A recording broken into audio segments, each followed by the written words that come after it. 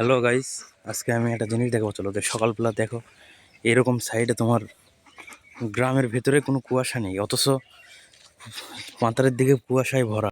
দেখো কত সুন্দর রোদ বাড়াইছে, অথচ কুয়াশায় ভরা চারপাশ। এই কুয়াশার মধ্যে সবাই কাজ করতে বের হয়েছে।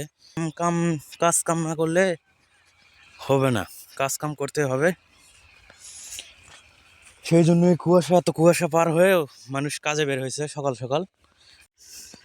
দেখো কুয়াশার ভেতরে মানুষ আসতেছে, মানুষ দেখা যাইতেছে না। দুরন্ত সরিষা আছে, তাও দেখা যাচ্ছে না। রাস্তাটাও পুরো অদৃশ্য।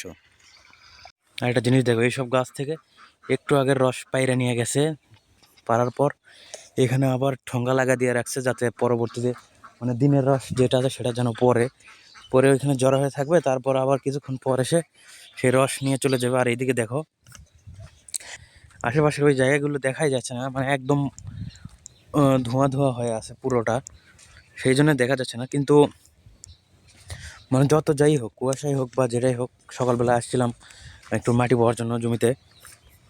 তাও দেখো সাইডে এরকমভাবে গাছ মানে কাটে রাখছে আর কি, এগুলো নিয়ে যায় রস জাল দিবে। সেই কারণে খড়ি মানে খড়ি নেয় যারা রস জাল দিবে, সেই কারণে সব গাছ থেকে ডালপালা কেটে এই জায়গায় রাখছে, এগুলো নিয়ে যায় রস জাল করবে আর কি।